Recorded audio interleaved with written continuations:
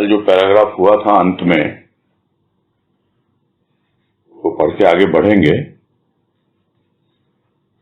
इसमें कहा राजमा ने कि एक बीज में जड़, तना, पत्ते सभी कुछ विकसित होते हैं, किंतु बीज की परिपूर्णता फल से ही होती है। फल भी सभी भोग करने के लिए प्रयोग में लिए जाते हैं, किंतु कोई कोई फल बीज के लिए संभाल कर रख लिया जाता है, जो अनेक वृक्ष के लिए बीज देता है। इसी भांति सृष्टि का मधुर फल मानव जन्म है, किंतु मानव अपने आप को सुखोपभोग में ही खपाने में मस्त है। कोई कोई मानव देह सुखोपभोग में न लगकर अपने भीतर परम पिता परमात्मा के प्रेम बीज को पकाने में ही प्रयोग में लाता है। एक उसके बीज रूप भाव से, बीज रूप नाम से अनेक भक्तों को जन्म मिलता है। वह उनके हृदय की भूमि पर परमात्मा प्रकट होता है। तभी कहा गया गुरु साक्षात ब्रह्मा। तो यहाँ बीज का उदाहरण चल रहा है कि बीज तो एक ही है, किंतु जब वो विकसित होता है तो उसका रूप बदलता जाता है। जमीन के नीचे वो जड़ के रूप में रहता है, बाहर निकलता है तने के रूप में रहता है, पत्ते भी होते हैं।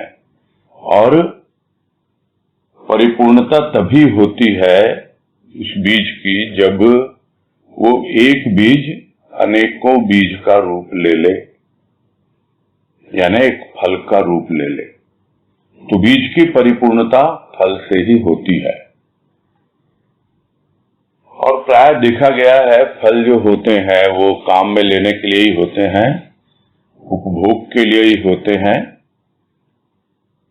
किंतु कुछ विशेष फल होते हैं जो संभाल कर रख दिए जाते हैं कि हाँ इसकी क्वालिटी बहुत अच्छी है और इसको पुनः बीजारोपण के लिए काम में लिया जाएगा। और हो सकता है उस फल में कई बीज हों तो अनेक वृक्षों के लिए वो बीज वहां उपलब्ध हो जाते हैं। तो मानव जो है इसी प्रकार इस सृष्टि का मधुर फल है। यानी एक एक मानव के भीतर बीज रूप में वो संभावना छिपी हुई है कि वो भी अपने भीतर से उस बीज को प्रकट कर पाए, उस बीज रूपी परमात्मा को प्रकट कर पाए। किंतु मानव करता क्या है? वो तो सुख के उपभोग में ही अपने जीवन को खपा देता है, पूरी तरह नष्ट कर देता है। समझ ही नहीं पाता वो कि किस तरह से उसका जीवन उसमें व्यतीत हो गया, उसी में मस्त है, वो ध्यान ही नहीं देता। ये तो कोई कोई होते हैं विरले ऐसे जो सिर्फ सुख के उपभोग में न लगकर अपने भीतर जो परमपिता परमात्मा है उसका प्रेम अंतःकरण में बीजारोपण करते हैं उसका, और प्रेम पूर्वक भाव पूर्वक उसका नाम सुमिरन करते हैं, उसके साथ जुड़ते हैं और उस प्रेम के बीज को और प्रस्फुटित और पल्लवित करते हैं और अपना जन्म तो सफल करते ही करते हैं। कुछ ऐसे बीजों का भी जन्म हो जाता है जो भक्तों के रूप में और बीजारोपण के लिए योग्य बन जाते हैं। तो यह संतों का जीवन है, यह सद्गुरु का जीवन है जो अपने भीतर परमपिता परमात्मा के प्रेम के बीज को तो पकाता ही है, साथ ही साथ उस प्रेम के बीज को भाव से और अपने प्रेम के द्वारा सिंचन करके अनेक भक्तों को वो जन्म मिलता है, उनकी हृदय की भूमि पर वो परमात्मा प्रकट होता है। नहीं तो ज्यादातर मनुष्य तो सुख में ही रमे रहते हैं, उसी में खाने पीने सोने में ही अपना जीवन व्यतीत कर देते हैं। किंतु जिन्हें अनुभव होता है, जो भक्ति में लगते हैं और जिन्हें सद्गुरु की कृपा प्राप्त होती है, अपने हृदय की भूमि पर उस परमात्मा को प्रकट कर पाते हैं, वही कह पाते हैं कि गुरु साक्षात ब्रह्मा। यानी मेरी रचना किसने की है? मेरी रचना की है मेरे सद्गुरु ने। तो इसको दूसरे तरह से यदि हम समझना चाहें तो बाहर की जो रचना है, यानी मानव शरीर की जो रचना, वो तो ब्रह्मा ने की है, किंतु हमारे भीतर की रचना यानी बाहर की प्रकृति उस ब्रह्मा के द्वारा और भीतर की प्रकृति सद्गुरु के द्वारा ही संचालित होती है। वही उसका रचनहार है। हम आए थे न जाने किस रूप में, जो पहले भी बताया, कुम्हार का उदाहरण देकर, एक मिट्टी के लौंदे की तरह है और उससे एक रूप दे दिया मूर्ति का या किसी और रूप में। जैसे भी प्रभु की मूर्ति विराजित हो जाती है भीतर, पत्थर दिल से भी प्रकट कर देते हैं परमात्मा को संत महापुरुष सद्गुरु। यानी हमारे भीतर का सृष्टिकर्ता, हमारे भीतर का नियंता, वो कौन है? वो है सद्गुरु। आज कह रहे हैं सद्गुरु वाणी से प्राणी के मन में भक्ति भाव जागा तो उनके लिए सत्य रूप की चाह जगी। जैसे एक दीपक प्रज्वलित होने पर अपने तत्व से मिलना चाहे, इसी प्रकार भक्ति भाव जगा। सद्गुरु जीव को अपने परम रूप से मिलने की प्रेरणा जगा देते हैं। इस भक्ति रूप दीप को प्रज्वलित देखकर भक्त उससे अपने प्रभु की आरती उतारते उतारते न जाने कब अपने उस ज्योतिर्मान भाव का अनुभव करने लगता है, जिसे जलाना नहीं पड़ता, जिसे सूर्य चांद दीपक की ज्योति दिखा नहीं सकती। उस स्वयं प्रकाशित भाव को केवल सद्गुरु की कृपा ही अनुभव करा सकती है। और इस पैराग्राफ में बिल्कुल स्पष्ट समझ में आ रहा है कि राजमा अपना अनुभव लिख रहे हैं। बड़ा कठिन होता है इस तरह से अपने अनुभव का खुलासा करना या इतने खुले रूप में बोल देना या लिख देना। और यही कह रहे हैं कि सद्गुरु की वाणी जब सुनी प्राणी ने, यानी उन्होंने स्वयं, तो ऐसा एक भक्ति का भाव जागा उनके भीतर कि बस अब तो सत्य का जो रूप है उसे ही देखकर, उसका अनुभव करके ही मैं संतुष्ट होंगी, शांत होंगी। तो वो सत्य रूप की चाह जग गई उनके भीतर। तो जिस प्रकार से एक दीपक प्रज्वलित होता है तो वो अपने तत्व से मिलना चाहता है। दीपक को प्रज्वलित करने वाला कौन सा तत्व है? वो तत्व है अग्नि तत्व। तो अग्नि तत्व ने दीपक को प्रज्वलित किया और वो दीपक उस अग्नि में ही समा जाना चाहता है, यानी जो उस तत्व को प्रकट कर रहा है उसी में मिल जाना चाहता है। उसी तरह वो जो आत्म तत्व है जिसे सत्य कहा गया यहाँ, उसमें समा जाने की, उसमें मिल जाने की चाह जाग जाती है भक्त के मन में।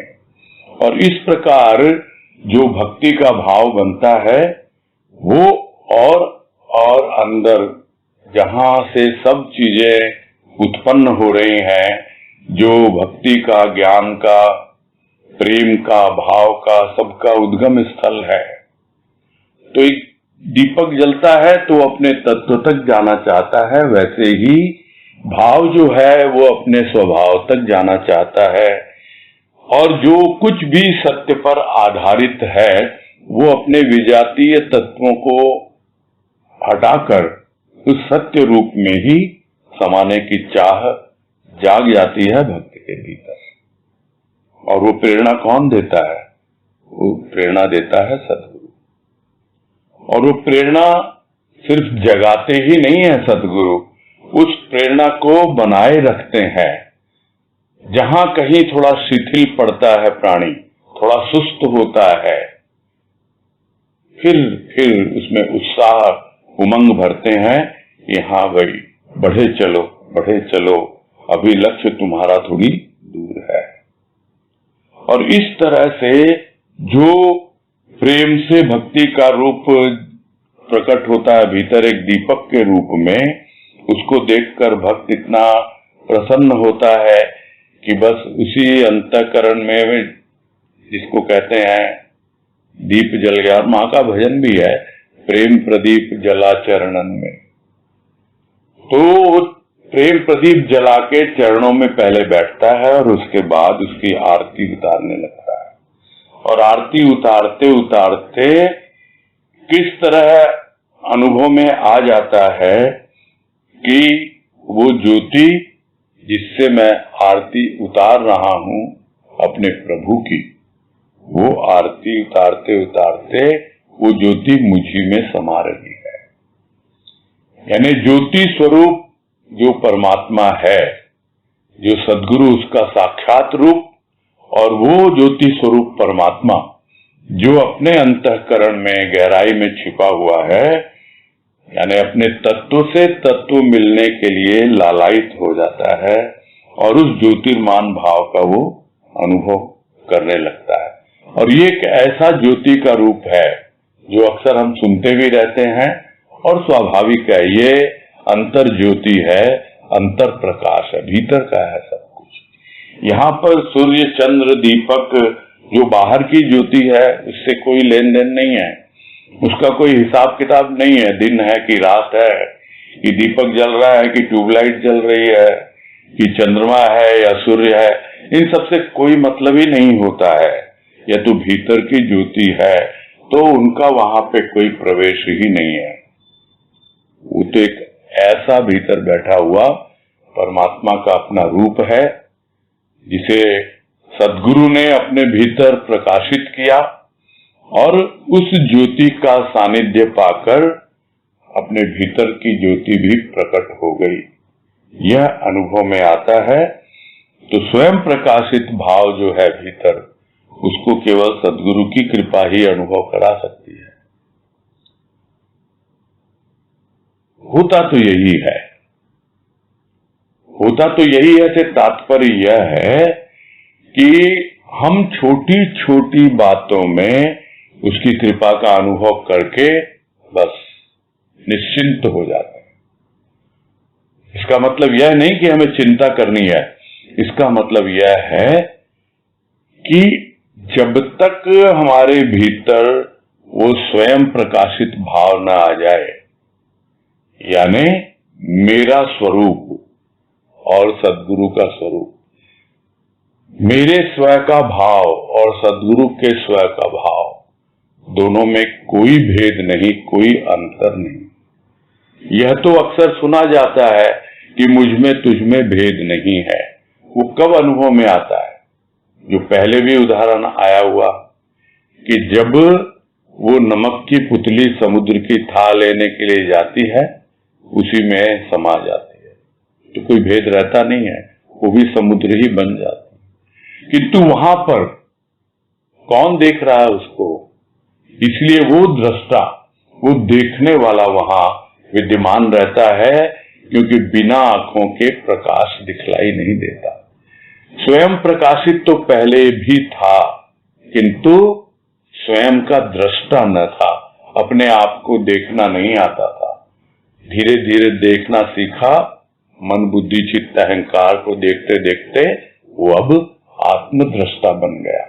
तो इस तरह से अनुभव में आने लगता है, और यह अनुभव सिर्फ और सिर्फ सद्गुरु की कृपा ही करा सकती है, किसी और की क्षमता नहीं है। आगे कह रहे हैं, सद्गुरु से सत्य रूप दृष्टि पाकर भक्त अंधेरे में भी सदा प्रकाश ही देखता है। वह कभी संसारिक कारणों से हताश निराश होकर प्रभु पर अविश्वास नहीं करता। वह देखता है यह संसारिक कारण आपदा विपदा एक दिन रहे न रहे, किंतु मेरे प्यारे की याद मुझे मेरे प्यारे से ही मिलाएगी। गुरुदेव परम ब्रह्म यानी ब्रह्मा की सृष्टि में हम बार बार जन्म लेते हैं, मरते हैं। ब्रह्मा का निर्माण ऐसा ही है कि मूल्य देकर खिलौना खरीदा और खेल खेल में टूट गया, फिर उसकी मिट्टी को पोसा गया, साना गया, आंवों पर चढ़ाकर पुनः एक नया रूप दिया गया।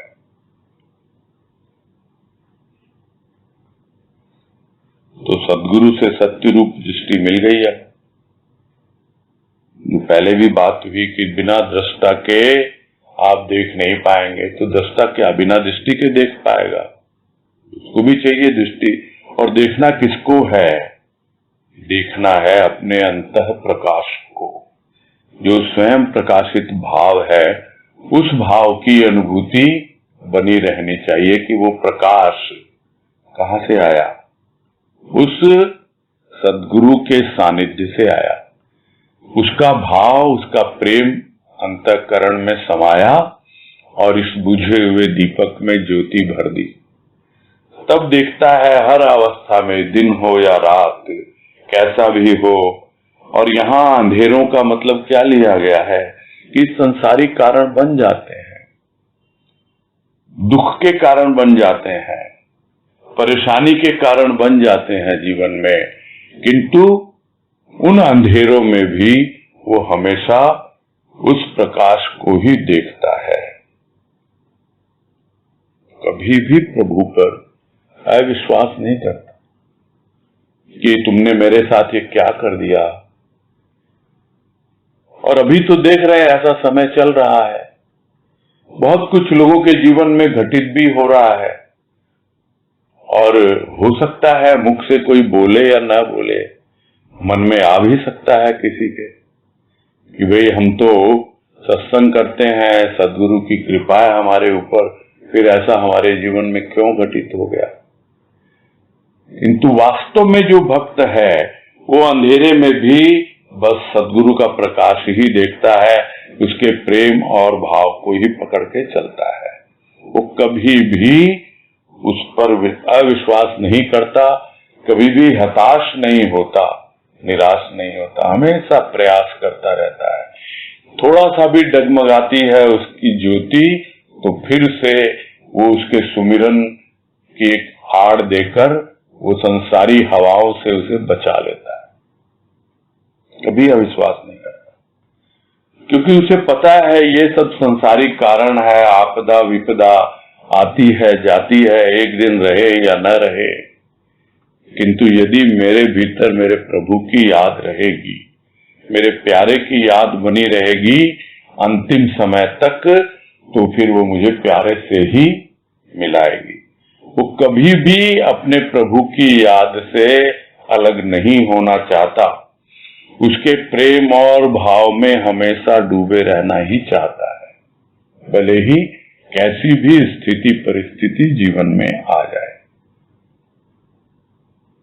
तो ब्रह्मा की सृष्टि है एक, जिसमें बार बार जन्म लेते हैं, मरते हैं।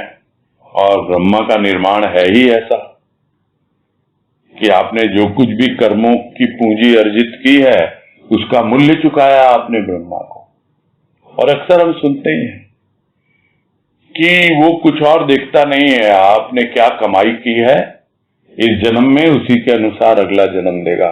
और ये कमाई कुछ और नहीं है, जो कर्म आपने किए हैं उसके आधार पे ही नया जन्म तुमको ब्रह्मा देगा। तो ये सब सुनते ही आए हम।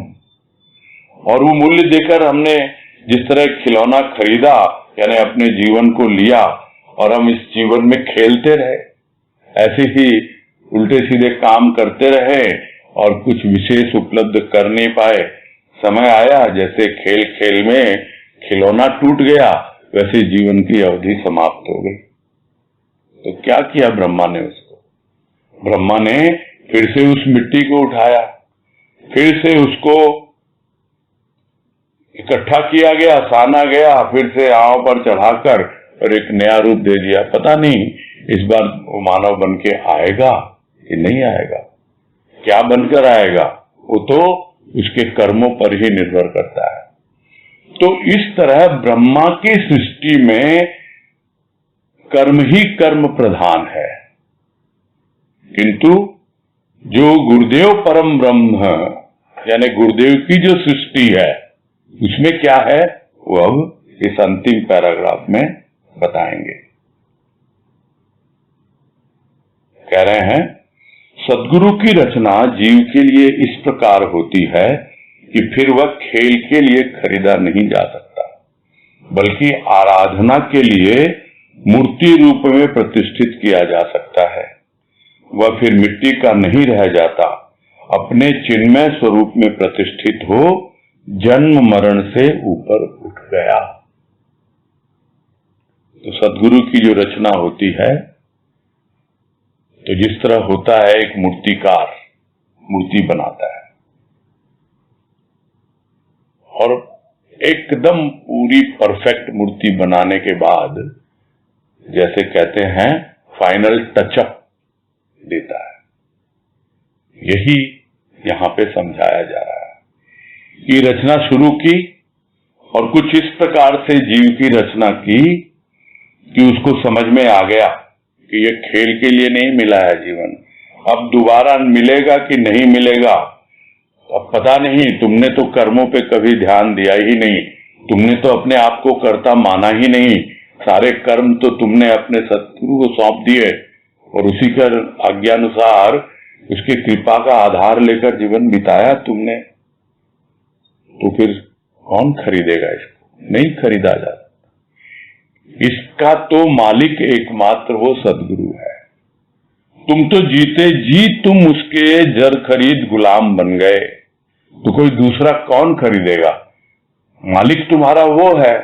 तो किसी को अगर खरीदना भी हुआ, यदि ब्रह्मा को भी खरीदना हुआ तुम्हें, तो वो भी सद्गुरु से परमिशन लेगा कि भाई तुम बोलो दे रहे हो उसको मुझे, तब तो मैं लूं और नहीं तो रहने दूं। तो खरीदा नहीं जा सकता। क्यों नहीं खरीदा जा सकता? क्योंकि उसने अपने भीतर आराधना के लिए अपने आप का जो एक मूर्ति रूप है वो प्रतिष्ठित कर लिया है। स्वयं अपने आप अपने अनुभव से उसके जीवन में आया उसका इष्ट सद्गुरु, उसकी मूर्ति उसने गढ़ी अपने प्रेम और भाव से। बाहर की मूर्ति अलग होती है, यह भीतर की मूर्ति सूक्ष्म में प्रेम और भाव से एक मूर्ति गढ़ी है और उस प्रेम और भाव को प्रतिष्ठित किया है अपने अंतःकरण में। फिर वो मिट्टी का नहीं है, वो बाहर स्थूल रूप नहीं उसका, वो कोई पत्थर की मूर्ति नहीं है, वो मृण्मय नहीं है, वो तो चिन्मय है।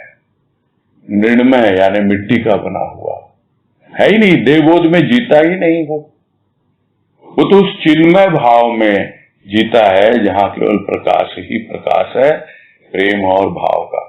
वो उस सूक्ष्म के जीवन को जी रहा है तो उसी में प्रतिष्ठित होता है और उसके बाद में वो अपने आप ही जन्म मरण से ऊपर उठ जाता है, यानी आवागमन के चक्र से छूट जाता है। और यह अवस्था सद्गुरु की कृपा से अनेक भक्तजन अनुभव करते हैं और उसको कहा जाता है कि शरीर रहते हुए भी वो शरीर के बंधन में नहीं है, जीवन रहते हुए भी वो मुक्तावस्था का बोध करते हैं। और यही है जन्म मरण से ऊपर उठना। तो यह है सद्गुरु की रचना और एक है ब्रह्मा की रचना। तो गुरु साक्षात परम ब्रह्म, इसका तात्पर्य यही निकला कि ब्रह्मा ने तो सृष्टि की रचना कर दी, किंतु सद्गुरु ने एक ऐसी रचना की जिस पर ब्रह्मा का भी कोई वश नहीं चलता। बस यही पूरा करते हैं इस लेख को। तो अब अगला लेख प्रारंभ होता है। इसका शीर्षक है 5 प्रकार के मानव। तो शीर्षक में तो कोई ऐसी विशेषता दिखाई दे नहीं रही है। मानव हम जानते हैं, हम सब मानव हैं 5 प्रकार यानी 5 कैटेगरी हो सकता है बताएंगे, तो एक एक करके हम समझने की कोशिश करेंगे। तो शुरू करते हैं इस लेख को।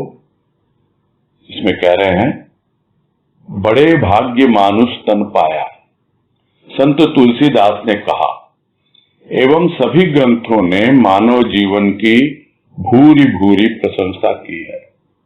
मानव योनि श्रेष्ठ जीवन प्राप्त करने के पश्चात भी मानव के स्वभाव, संस्कार, विचार, व्यवहार में अंतर दिखलाई देता है। संत तुलसी ने इस संस्कार व्यवहार के आधार पर साधु असाधु कहकर मानव को 2 श्रेणी में बांट दिया। परम संत रामकृष्ण परमहंस ने जीव कोटि, ईश्वर कोटि 2 प्रकार के मानव होते हैं ऐसा कहा। तो 5 प्रकार के मानव की ये भूमिका है। शुरुआत है कि तुलसीदास ने क्या कहा और रामकृष्ण परमहंस ने क्या कहा। तो तुलसीदास जी ने तो कहा कि बहुत भाग्य हुए कि ये मनुष्य का तन मिला, और हम सब बोलते भी रहते हैं कि हमारा बहुत बड़ा सौभाग्य है कि हमको मनुष्य का शरीर मिला है। और मनुष्य जीवन की या मानव जीवन की सभी ने, यानी सब ग्रंथों में भी है, जिस किसी से बात करो, और खुद मानव भी अनुभव करता है कि ये मेरा बड़ा सौभाग्य है। वो देखता है कि मैं जितने भी जीव जंतु हैं इस संसार में, उन सब से कुछ विशेष हूं, कुछ और सुपीरियर हूं, बहुत उत्तम कोटि का हूं। और यूं कहें कि भाई मैं सृष्टिकर्ता की सर्वोत्तम कृति हूं, खुद भी अनुभव करता है। और जो दूसरे हैं वो भी प्रशंसा करते हैं। ग्रंथों में भी मानव जीवन की बहुत प्रशंसा की गई है, भूरी भूरी प्रशंसा, यानी बहुत बहुत प्रशंसा की गई है। अब जो मानव योनि है, अनेक योनि बताई गई है, 84 लाख योनि कहते हैं। अब पता नहीं कौन कौन सी है, लेकिन हैं बहुत सारी तो दिखाई देती हैं। इसमें श्रेष्ठ है वो, इसमें कोई संदेह है नहीं, और श्रेष्ठ जीवन है ये। तो उसके पश्चात भी हम देखते हैं, खुद को भी देखते हैं, दूसरों को भी देखते हैं, तीसरे को भी, चौथे को भी, न जाने कितने लोग हैं। सबके अपने अपने स्वभाव हैं, यानी नेचर सबका अपना अपना है। सबके अपने अपने संस्कार हैं, यानी बैकग्राउंड है सबका, कोई कहीं से है, कोई कहीं से, और पूर्व जन्म के संस्कार उनको तो कोई जानता ही नहीं है ठीक से। सबका थॉट प्रोसेस अलग अलग है, विचार करने की शैली सबकी अलग है, और थॉट प्रोसेस अगर एक भी हो तो भी बिहेवियर अलग अलग मिलते हैं। मैं जो सोच रहा हूं हो सकता आप वही सोच रहे हो, किंतु उसी बात के प्रति आपका व्यवहार कुछ और होगा और मेरा कुछ और होगा। यानी इतनी वैरायटी है कि समझ ही नहीं पाता प्राणी कि है तो मानव ये भी और है मानव ये भी, किंतु सब अलग अलग। और इसीलिए कहा जाता है कि परमात्मा एक ऐसा गढ़ने वाला है कि वो एक सांचे में बस एक को ही गढ़ता है, और फिर वो सांचा जो है उसको हटा देता है, मिटा देता है। यानी एक मानव दूसरे मानव से मिलता ही नहीं। सबकी अपनी अपनी सोच, अपना अपना नेचर, स्वभाव, अपने अपने संस्कार, विचार, व्यवहार, ये सब हम देखते हैं। बिल्कुल कॉमन है ये बात समझने के लिए। और इसी के आधार पर तुलसीदास जी ने क्या किया, 2 प्रकार के बताए। मानव 2 श्रेणी में है, 2 कैटेगरी है मानव की, एक साधु और एक असाधु। तो कहने को तो साधु मतलब जो साधना करते हैं, तपस्या करते हैं, जिनका कोई साध्य है, और जो उस राह पे आगे बढ़ रहे हैं, साधु कोई ऊपर का वेश नहीं होता कि जिसकी दाढ़ी बढ़ी हुई हो, जटाएं बढ़ी हुई हों, कोई जरूरी नहीं है। साधुता भीतर की होती है। तो वो एक कैटेगरी बताई गई और दूसरी असाधु। असाधु यानी बिल्कुल उसका ऑपोजिट। और उसी प्रकार रामकृष्ण परमहंस ने भी 2 कोटि बताई है, जीव कोटि और ईश्वर कोटि। यानी एक जो होते हैं जीव भाव में ही रहते हैं और दूसरे जो ईश्वरीय भाव में रहते हैं। जो जीव भाव में रहते हैं वो हमेशा स्थूल का ही जीवन जीते रहते हैं और जो ईश्वर कोटि में आते हैं वो ईश्वर के बारे में चिंतन मनन करते हैं या उसकी भक्ति में लगते हैं या उस राह पर आगे बढ़ते हैं। तो इस तरह अपने अपने ढंग से लोगों ने मानव को कैटेगराइज किया है। क्या इतने कैटेगरी के, इतनी श्रेणी के मानव होते हैं। आगे है भाव, स्वभाव, स्वार्थ, परमार्थ की प्रधानता व गौणता को लेकर विचार करें। 5 प्रकार के मनुष्य इस संसार में हैं। एक इस प्रकार के मनुष्य हैं जिन्हें कहा जाता है कि ये संत कोटि के मनुष्य हैं। तो किस बेस पे हम आगे बढ़ें? इस बेस पे कि किसका कैसा भाव है, कैसा स्वभाव है, कौन स्वार्थ में लगा हुआ है, कौन परमार्थ में लगा हुआ है, और उस तरह की किसमें प्रधानता है, यानी किसके जीवन में स्वार्थ प्रधान है, किसके जीवन में परमार्थ प्रधान है, या किसका नेचर कैसा है और कौन भाव को महत्व देता है। तो जिसके लिए जो प्रधान है वो उसकी फर्स्ट प्रायोरिटी है और जो उसके लिए गौण है वो उसकी सेकंड प्रायोरिटी है। तो इस तरह से जब हम विचार करते हैं तो 5 प्रकार के मनुष्य इस संसार में दिखलाई देते हैं। ये राजमा का अपना अनुभव है जो व्यक्त कर रहे हैं यहाँ पर। उन्होंने 5 प्रकार के मनुष्य बतलाए हैं, वो हम समझेंगे आगे। तो इसमें से एक कोटि से प्रारंभ कर रहे हैं, यानी फर्स्ट कैटेगरी क्या है, वो है संत कोटि के मनुष्य। यानी जो संत होते हैं उस कैटेगरी में आते हैं। तो कैसे होते हैं वो मनुष्य, उनकी क्या विशेषता होती है, क्यों उनको एक अलग कैटेगरी में रखा जाता है, तो उसको बता रहे हैं कि संत कोटि के मनुष्य अपने अंतर की प्रेरणा को प्रधानता देते, परमात्मा के भाव में डूबे रहते हैं। उनका व्यवहार, उनका आचरण अपने अंतः से प्रेरित होता है। तुलसीदास ने ही कहा, संत असंतन की अस करनी, जिमि कुठार चंदन आचरणी। संत की करनी पूछना चाहे कोई तो बताया जाता है कि संत की करनी ऐसी होती है जैसे कि कुल्हाड़ी चंदन के वृक्ष को काटने के निमित्त प्रहार करती है। कुठार चंदन वृक्ष को समूल नष्ट करना चाहता है, किंतु चंदन का वृक्ष उस कुल्हाड़ी को भी सुगंध प्रदान करता है। हिंसा से भरी हुई कुल्हाड़ी को सुगंधित कर देता है। तो संत कोटि के मनुष्य हैं, उनके जीवन में किसकी प्रधानता होती है? अपने अंतर की प्रेरणा। यानी जिस दिन साधारण प्राणी अपने अंतर की प्रेरणा को प्रधानता देने लग जाए तो यह समझ लेना चाहिए कि अब वो दूसरी कैटेगरी की ओर अपना कदम बढ़ा रहा है। और जैसे जैसे वो परमात्मा के भाव की ओर और बढ़ने लगे और उसमें सराबोर रहने लगे और उसी में डूबा रहे, तो फिर वो संत की कैटेगरी में आ जाता है। यानी संत कोटि के मनुष्य एक और अपनी अंतः प्रेरणा को प्रधानता देते हैं और दूसरी ओर वो परमात्मा के भाव में ही डूबे रहते हैं। और कैसे मालूम पड़े? उनका व्यवहार, उनका आचरण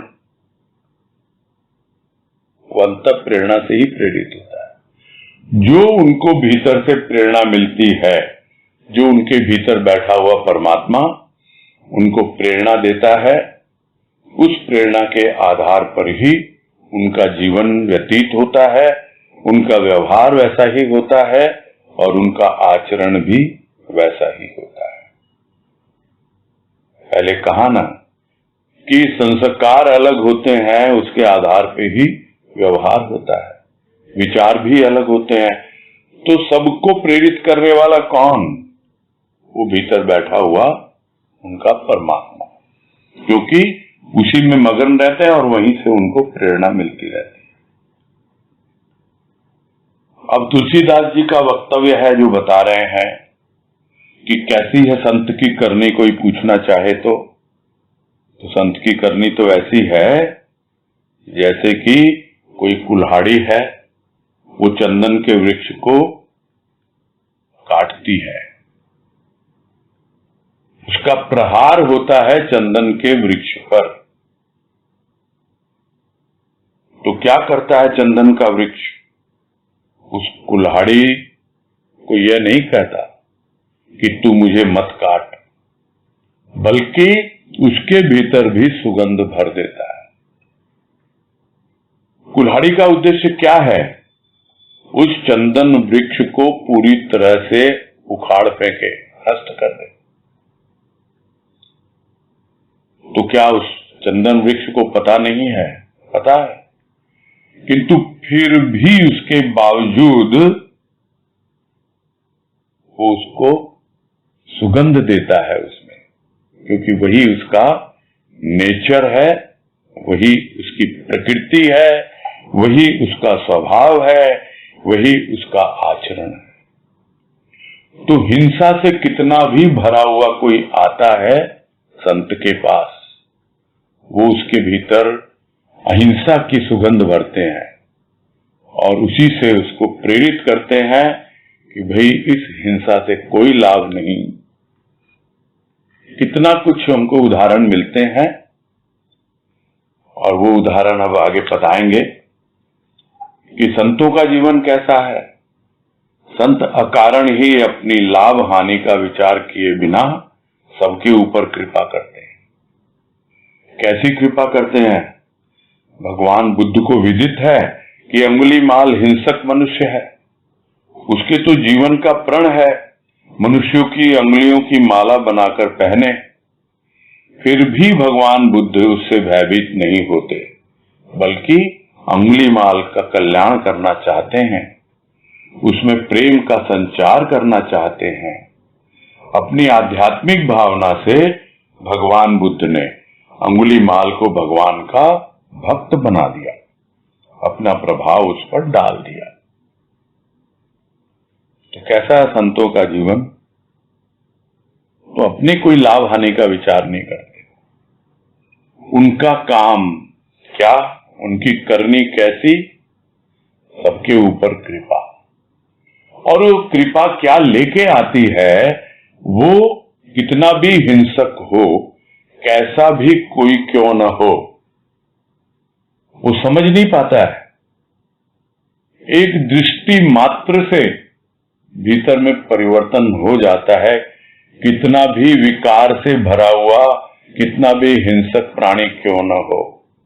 यहां तक भी उदाहरण मिलते हैं कि जो हिंसक जीव होते हैं, बाघ, शेर इत्यादि, तो जो वन में तपस्या करते हैं, साधु महात्मा संत वगैरह, तो वो आते हैं, बड़े आराम से उसको देखते हैं, और वो हिंसक पशु भी वहां से दुम हिलाते हुए वापस चले जाते हैं। यानी उनके चारों ओर एक ऐसी, क्या कहें, अपने उनका एक ऐसा ऑरा होता है जिसके द्वारा जो भी प्रवेश करता है, यह तो हो गया स्थूल जीवन के आधार पर, किंतु जो कृपा उसकी होती है उसमें क्या छिपा होता है, वो जल्दी से कोई जान नहीं पाता। कितना भी विकार से युक्त हो, उसके विकार नष्ट होने लगते हैं। कितनी भी हिंसा भरी हुई, कितना भी क्रोध हो, धीरे धीरे अपने आप कम होने लगता है। तो कैसी कृपा करते हैं?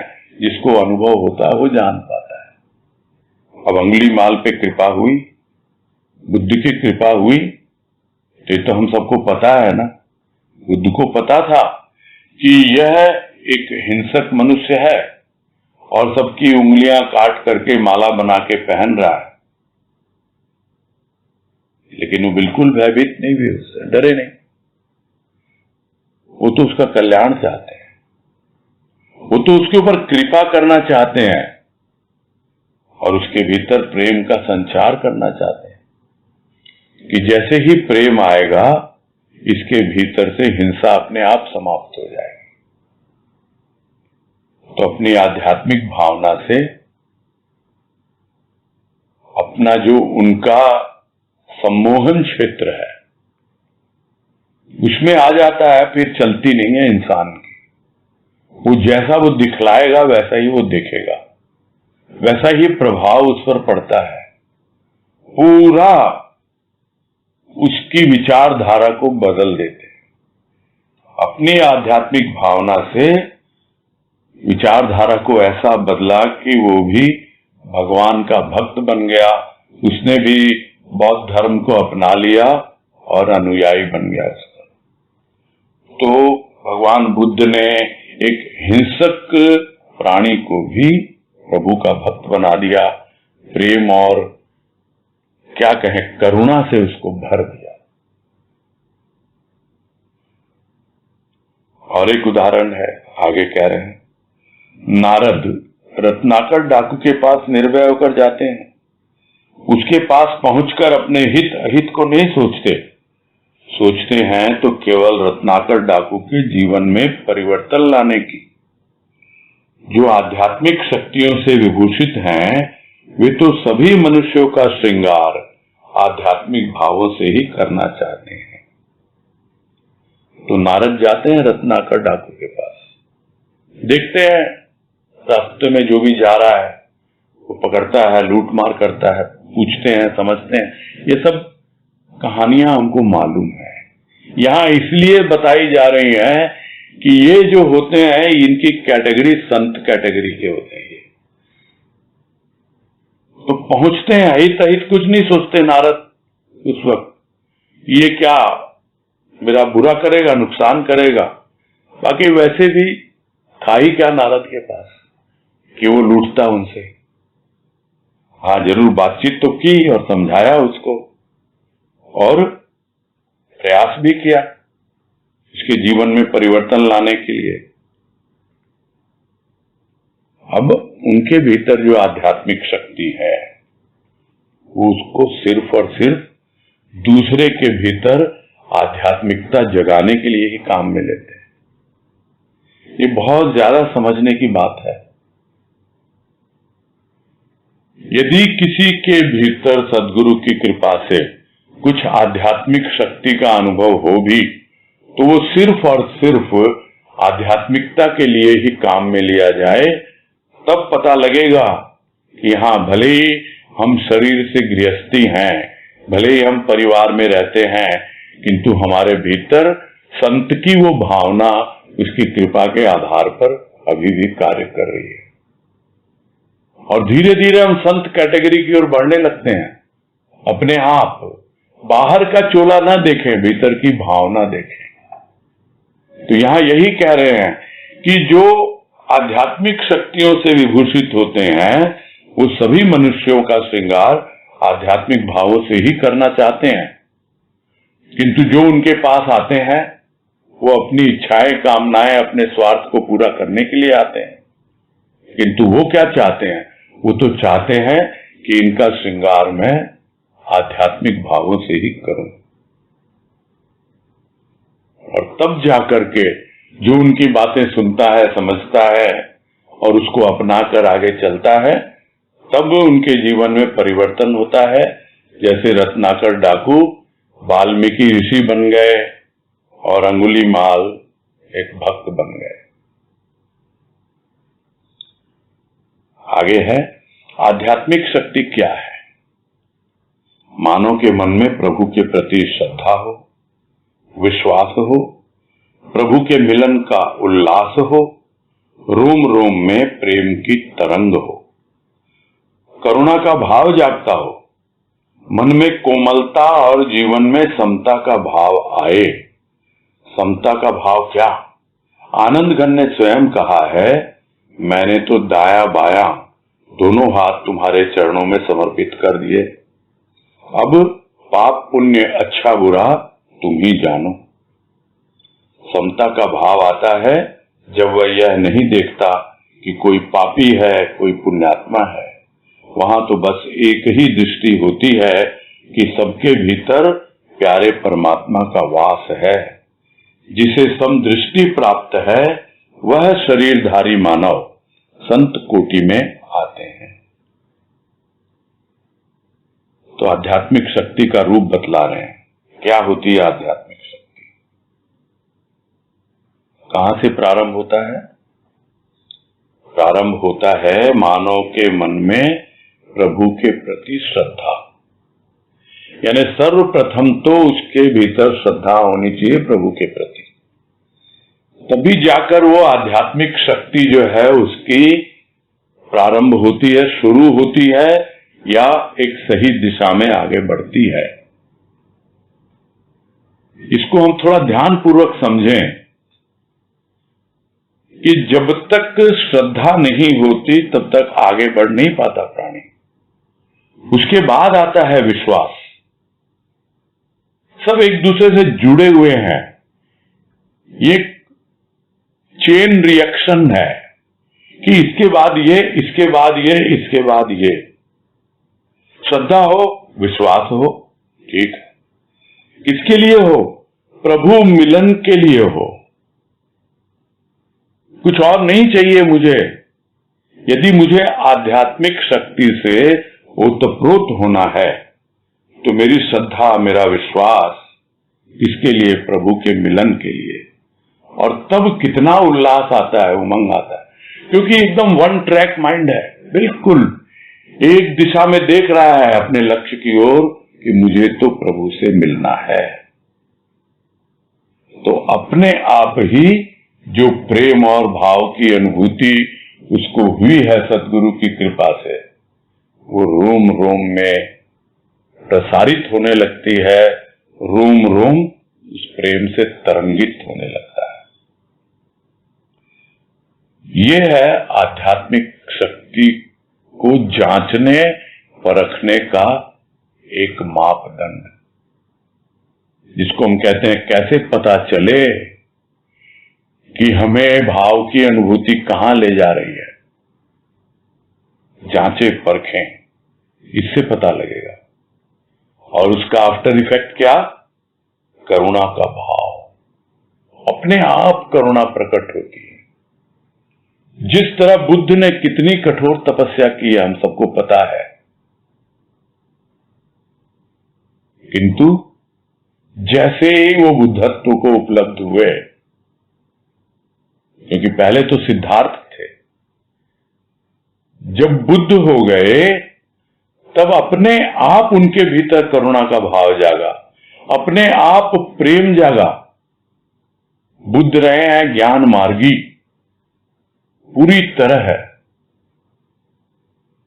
किंतु जब वो ज्ञान पराकाष्ठा में गया तो अपने आप ही उनके भीतर करुणा और प्रेम फूट पड़े। जैसे भीतर से झरना फूट पड़ता है, अपने आप बहने लगता है, वैसे ही करुणा और प्रेम बहने लगे। ये है संतत्व की उपलब्धि। चाहे जिस मार्ग से भी हम जाएं, श्रद्धा है, विश्वास है, प्रभु के मिलन का उल्लास है, ये सब भक्ति मार्ग है। और रोम रोम में प्रेम की तरंग है, तो अपने आप ही करुणा आएगी भीतर। प्राणी मात्र के लिए करुणा क्या है? एक विगलित भाव है, भीतर जरा भी कठोरता नहीं है। और यही कह रहे आगे भी कि मन में कोमलता। कोमलता ही नहीं हो, समता का भाव हो। ये है आध्यात्मिक शक्ति को जांचने परखने का तरीका। समता का भाव क्या है तो बता रहे हैं गुरुदेव के शब्दों में बता रहे राजमा कि आनंदगण ने स्वयं कहा कि भाई मैंने तो दाया बाया दोनों तुम्हारे चरणों में समर्पित कर दिया। हाथ जोड़ने का मतलब क्या है? अच्छा बुरा,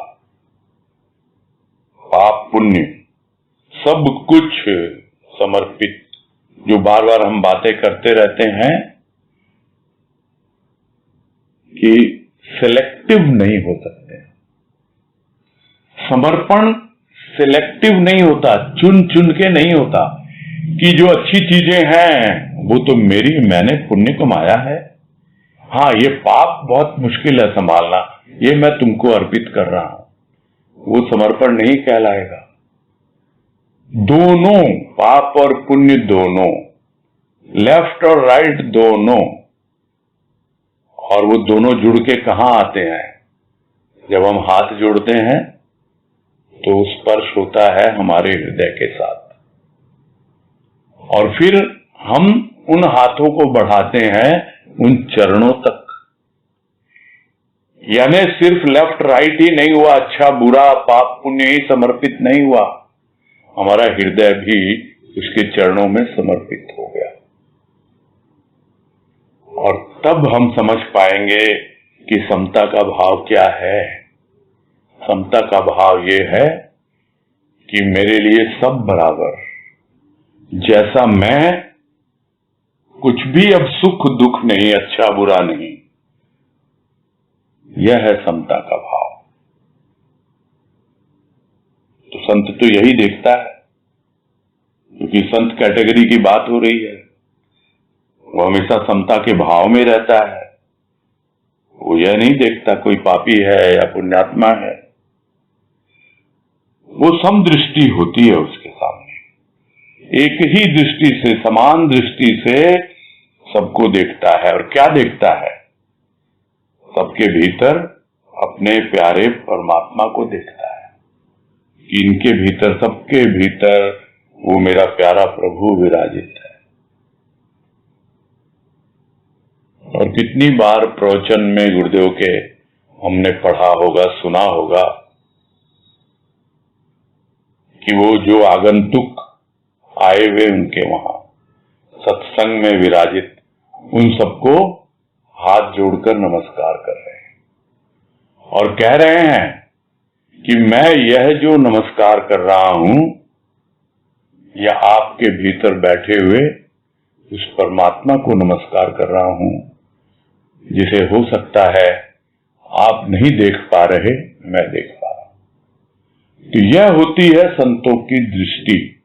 वो ऊपरी व्यवहार, आचरण, यह सब कुछ नहीं देखते। वो भीतर की भावना भी नहीं देखते।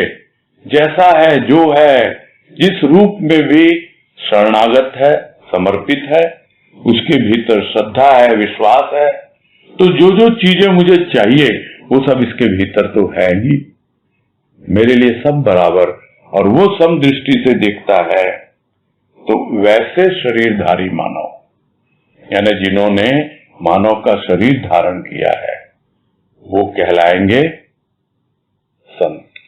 यानी संत की कैटेगरी में ऐसे मनुष्य आते हैं जिनके भीतर समता का भाव, समदृष्टि हो, प्रभु के प्रति श्रद्धा, विश्वास, रोम रोम में प्रेम की तरंग, करुणा का भाव, मन में कोमलता, यह सब तो है ही उसके पास।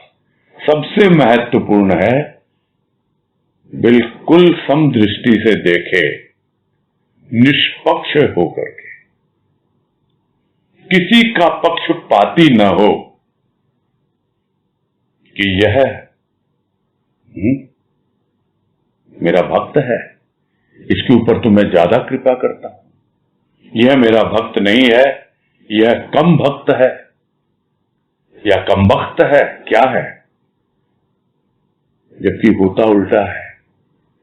जो कम भक्त होता है उसके ऊपर वो ज्यादा कृपा करता है ताकि वो जल्दी से जल्दी भक्त की कैटेगरी में आ जाए।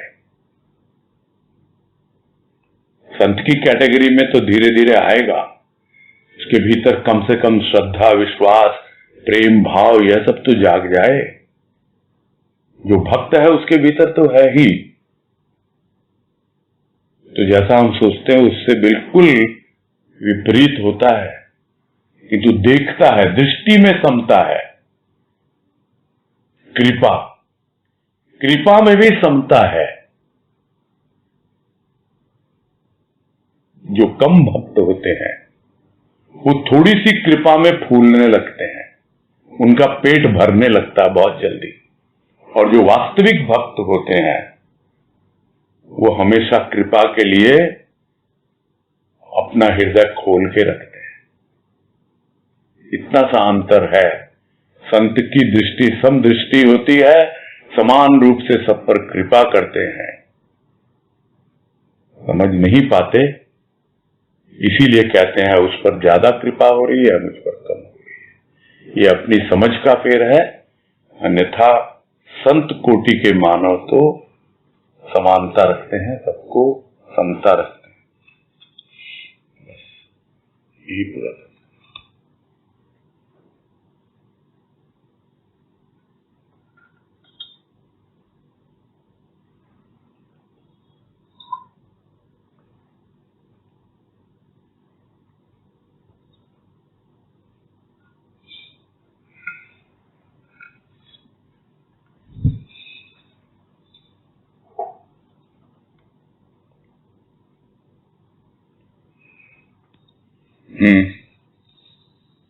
एक नया कैंडिडेट दिख रहा है, उसको पहले देंगे चांस। हम जो देते रहे हैं, सत्यनारायण जी गुप्ता।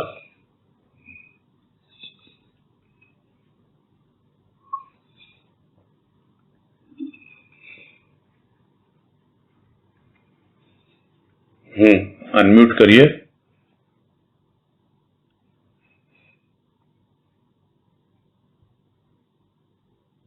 मैं ऐसे करती हूँ, शायद हमको करना नहीं आ रहा।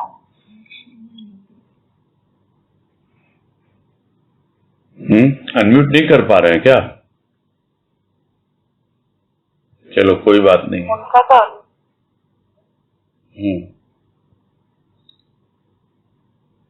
ठीक है, नीतू गुप्ता को तब तक बात कर लेते।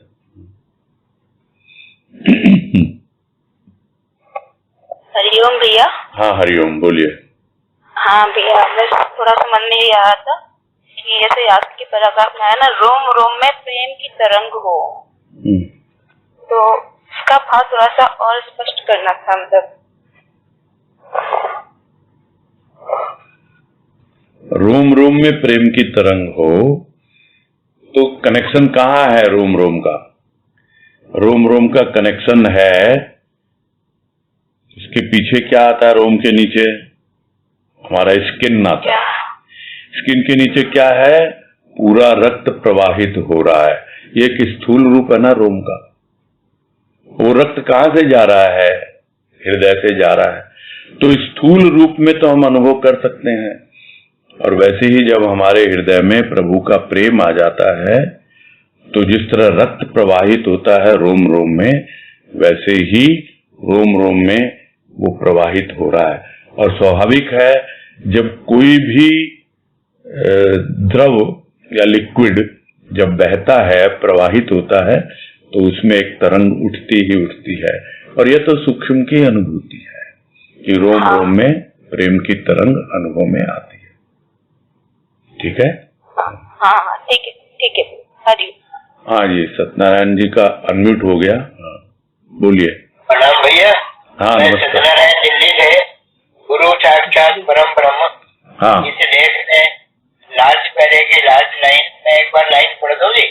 वह फिर मिट्टी का नहीं रह जाता, अपने चिन्मय स्वरूप में प्रतिष्ठित हो, जन्म मरण से ऊपर उठ गया। जी हाँ। चिन्मय स्वरूप पर थोड़ा प्रकाश डाल दें जी। चिन्मय स्वरूप जो होता है, एक मृण्मय होता है, एक चिन्मय होता है। मृण्मय यानी मिट्टी का, चिन्मय यानी जो भी उसका अपना भीतर में चैतन्य रूप है, जो जागा हुआ है, जो ज्योति स्वरूप है उसका, वो है।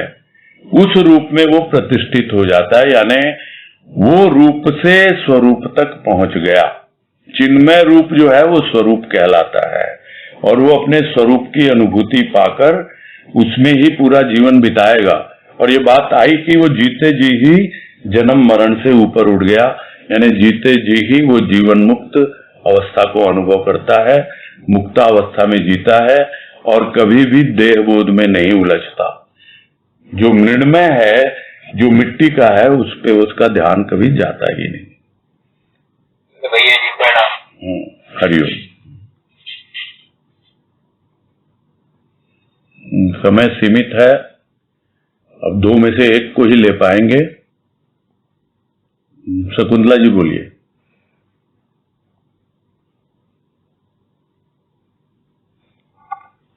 हरिओम। हरिओम। हरिओम बोलिए।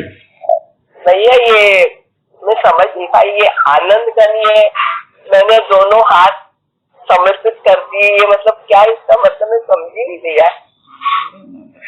दाया बाया दोनों हाथ, इतना तो डिटेल में बताया गया। हाँ बाया दाया सब क्या है। बाया, बाया यानी बुरा, दाया यानी अच्छा। हम सब अच्छे काम करते हैं ना दाहिने हाथ से। अच्छा अच्छा। जो भी अच्छा बुरा है, लेफ्ट राइट। बाया मतलब पाप, दाहिना मतलब पुण्य। यानी पूरी तरह से, ये भी बात हुई ना कि पूर्ण समर्पण चाहिए। ये नहीं कि पाप जो है वो तो तुम ले लो, पुण्य तो मैंने कमाए हैं, मैं रखता हूँ, वो नहीं। सब कुछ पूरी तरह समर्पित। तो ये बाबा से किससे कह रहे हैं गुरुदेव के? हाँ जी, बाबा के लिए कह रहे हैं, अपने इष्ट के लिए कह रहे हैं। अपने इष्ट के लिए कह रहे हैं ना? अपने इष्ट के लिए कह रहे हैं। हाँ जी हाँ। बस अच्छा लगा बहुत, इतना ही। ठीक है। हरिओम। हरिओम हरिओम। ठीक है, पूरा करते हैं।